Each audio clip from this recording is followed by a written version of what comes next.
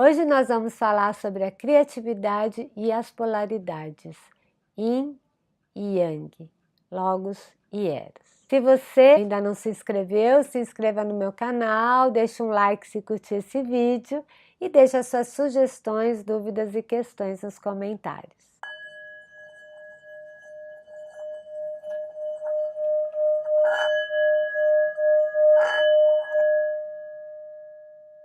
Quem já conhecia isso?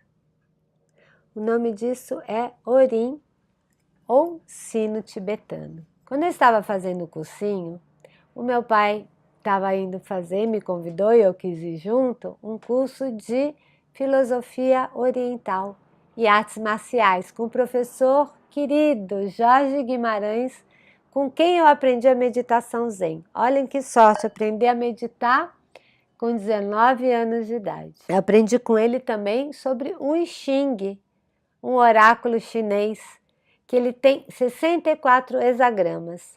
Os hexagramas são 6 linhas formadas por 2 trigramas.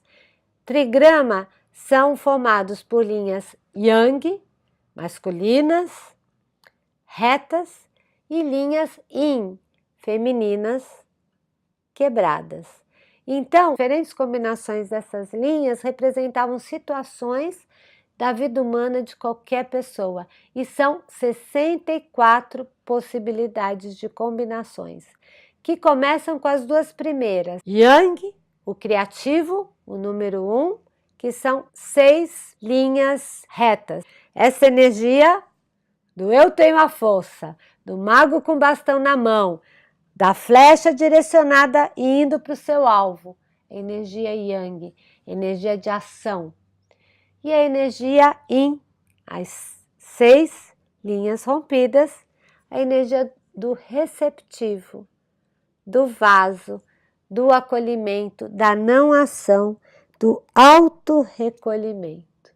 Então, se a energia do Yang traz para minha mão as novas possibilidades, essas possibilidades precisam ser acolhidas pela nossa realidade, alimentadas por ela, e precisam, neste alimentar, neste regar, despertar deste reino onde elas estão, das possibilidades, e acordar para o reino da manifestação da realidade.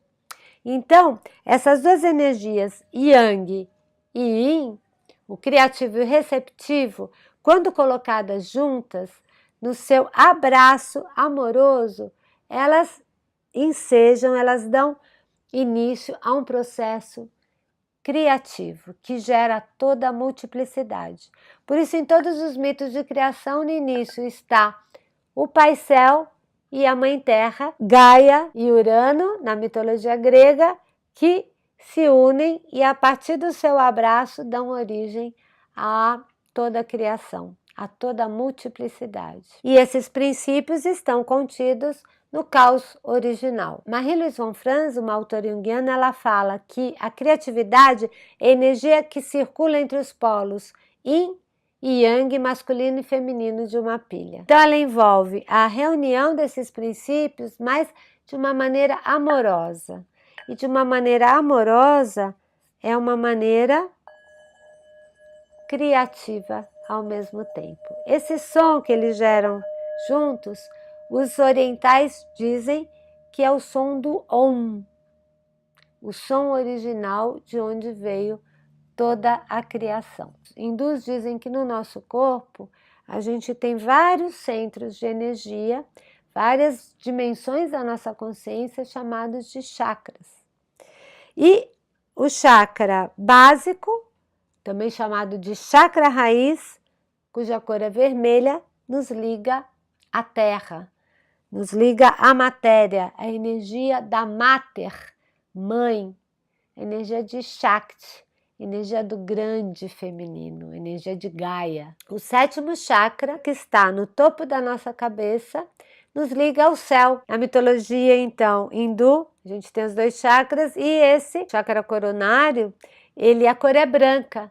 E as energias, então, de Shiva desce pelo chakra coronário e a de Shakti sobe pelo meio das nossas pernas, a partir da Mãe Terra, e se unem no nosso coração. A integração desses princípios masculinos e femininos que se abre, então, num abraço amoroso entre o eu e o outro, entre Shiva e Shakti. E é interessante que a palavra, por exemplo, Ori, que significa cabeça na mitologia africana, está na origem dos orixás, que eu relato no meu livro vermelho, Mitologia Africana e Arte Terapia, a força dos elementos na nossa vida, que é o volume 3 da minha coleção A Prática da Arte Terapia. Eu abro, então, contando de onde surgiram todos os orixás. Ligiero, que tem um livro Iniciação ao Candomblé, diz que entre todos os orixás, a divindade é concebida como a Trindade, o Criador,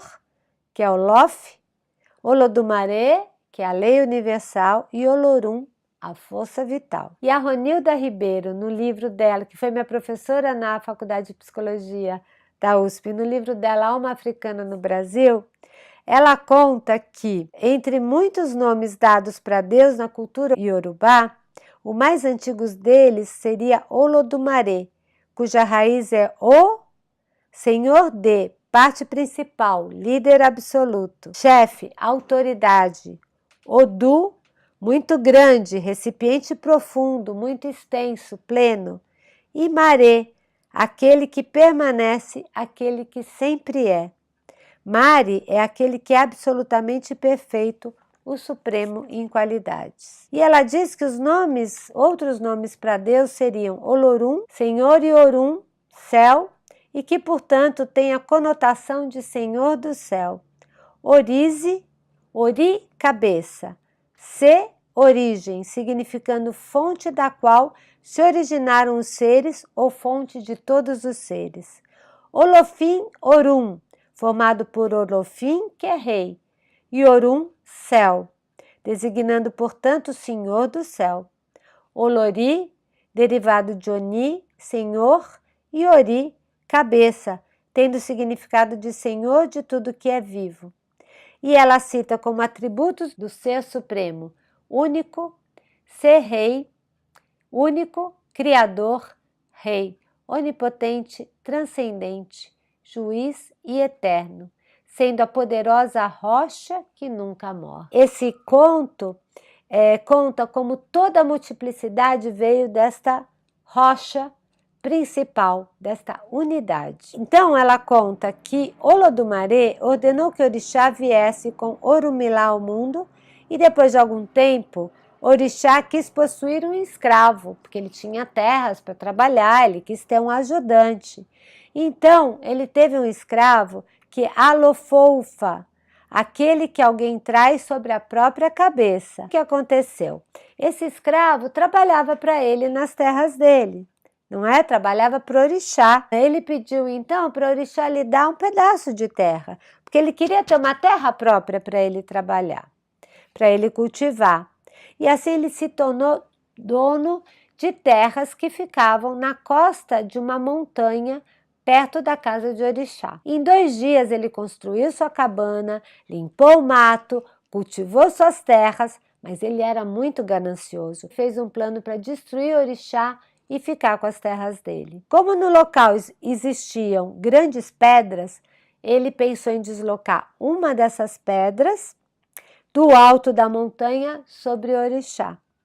E foi assim que ele fez. Os pedaços, vários pedaços do orixá, a partir desta pedra que rolou sobre ele, se espalharam por toda a África. Ao saber o que aconteceu ao orixá, Orumilá reuniu os vários pedaços de orixá numa cabaça.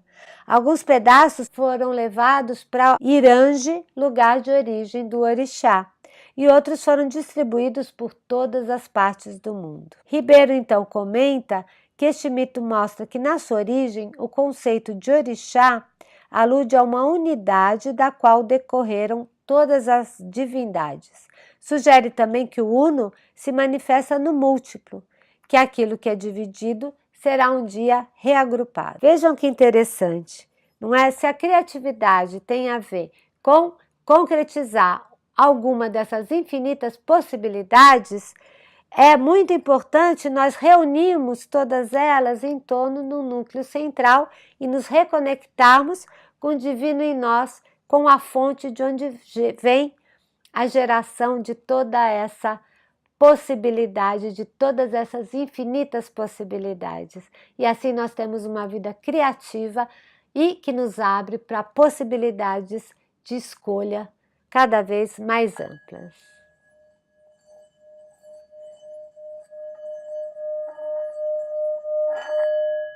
Este é o sentido, então, do trabalho com o Orim, que nos leva a um estado meditativo de conexão entre ego e self.